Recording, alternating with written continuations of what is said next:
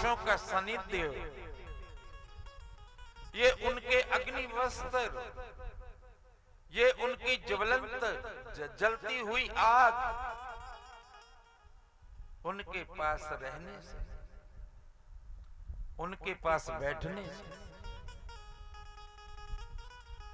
उनके आभा मंडल को की जो रेस हैं, विकरणे हैं, जैसे सूर्य इतने हजारों लाखों मील में तप रहा है और आप तक किरण पहुंच रही है, यही परमात्मा की सद्गुरु के रूप में तुम्हारे जीवन में किरण है।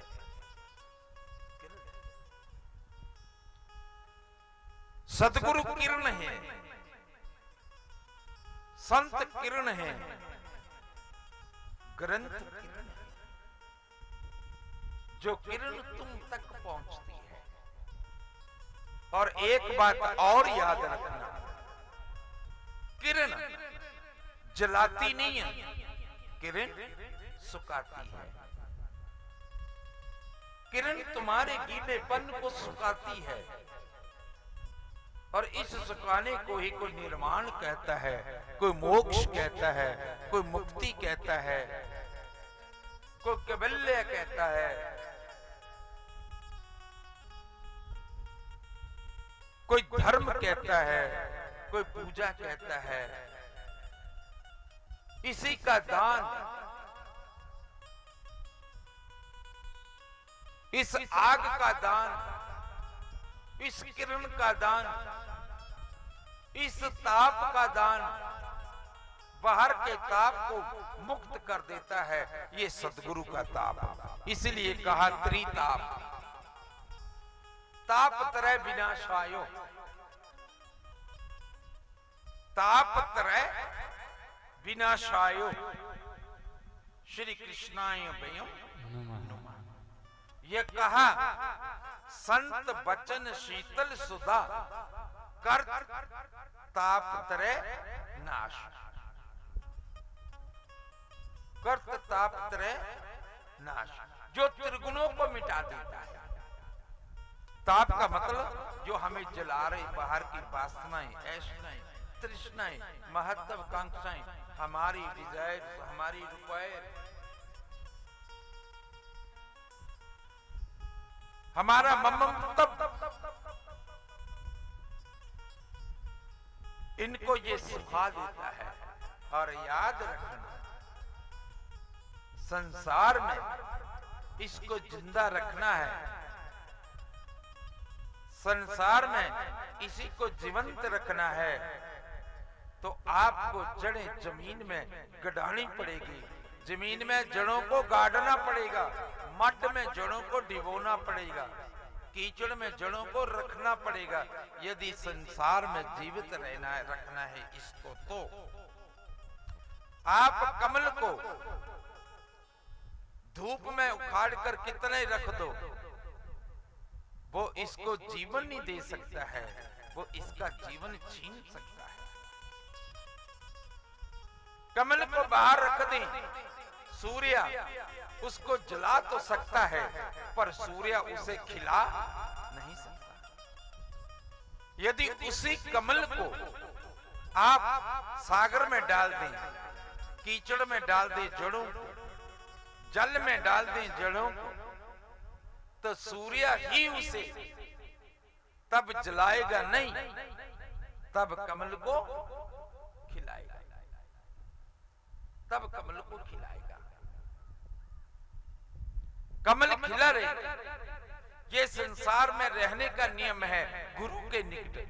तो वो जलाएगा नहीं, सुखाएगा नहीं, सुखाएगा नहीं, तब तुम्हें खिलाएगा। इसलिए ये तुम्हारे खिलते हुए चेहरे, ये तुम्हारी खिलती हुई मुस्कान, ये तुम्हारे उगते हुए फूल मुझे लहराते हुए देखकर बड़ी खुशी हो रही है, मुझे बड़ी प्रसन्न। बजानी हो तो सारे कस के बजाया करो, क्योंकि मुझे पीछे लगता है कि इनको शायद, मुझे संदेह हो रहा है कि इनको ये समझ भी आ रही कि नहीं।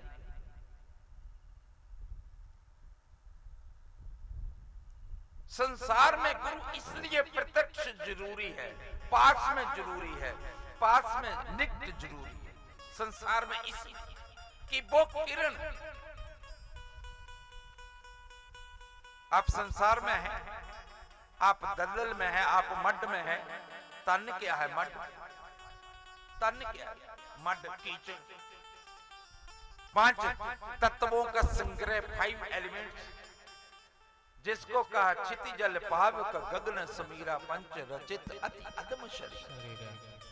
तो सदगुरु कहेगा शरीर माध्यम खलु धर्म साधन, कि this body is and the opportunity.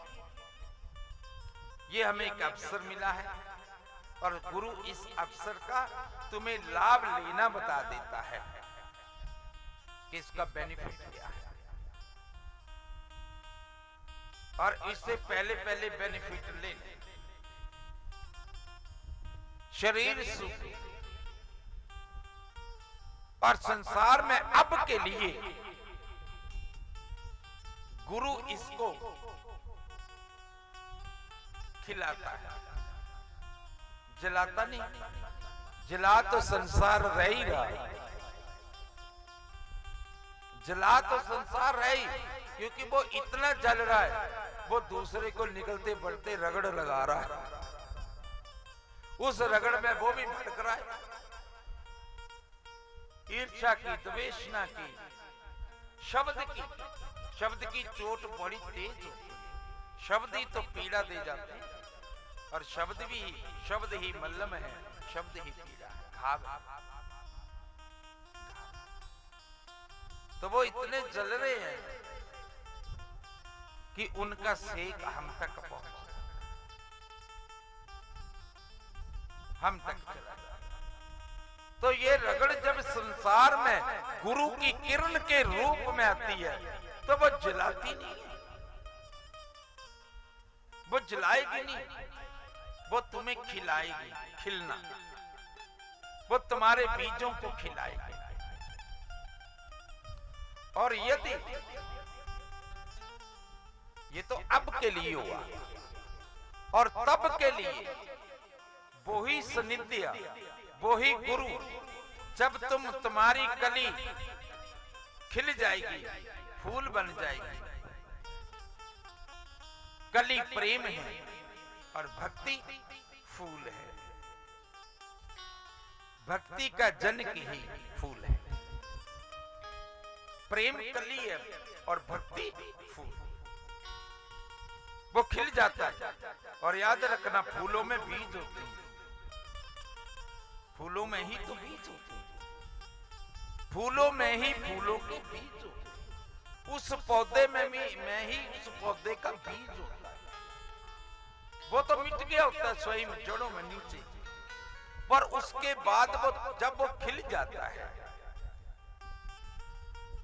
जब सदगुरु संसार में वो किरण खिला देती है, वो अब के लिए कि तुम्हारा जीवन आनंदमय हो, और तब के लिए क्या करता है वो फूल? तब के लिए उन फूलों को सुखा के रख देता है, उन बीजों को सुखा देता है। और जब बीज रखे जाते हैं तो गिल्ले नहीं रखे जाते, नमी वाले नहीं रखे जाते, पानी में नहीं रखे जाते, मिट्टी में नहीं रखे जाते। मिट्टी में तो अंकुरित हो जाएंगे, फिर मिट्टी में तो अंकुरित हो जाएंगे, पानी में सड़ जाएंगे। तो गुरु तब वो किरण, वो ही किरण, ज्ञान रूपी किरण, सदगुरु रूपी किरण, और जब वो प्रेम की कली खिल जाती है, भक्ति के रूप में खिल जाती है, और उनमें बीज फूल बन जाता है, उसको सुखा कर रख देता है, संजो कर रख देता है। और उसको अनंत की यात्रा में जितना वो हल्का होता है, उतनी यात्रा दूर की वो कर सकता है। जितना वो सूख जाता है, उतना ही बीज सुरक्षित होता है महाजीवन के लिए। ये उस बीज का लय है, उस जीव का विलय है, उस बीज की रास है परमात्मा।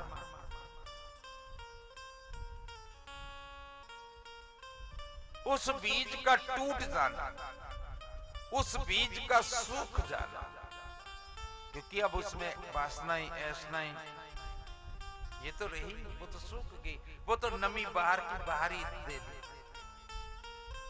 वो तो संसार में छोड़। तो ये है आज का विषय कि तुम्हारा ये बीज जो है, पहले तो इसको बोई,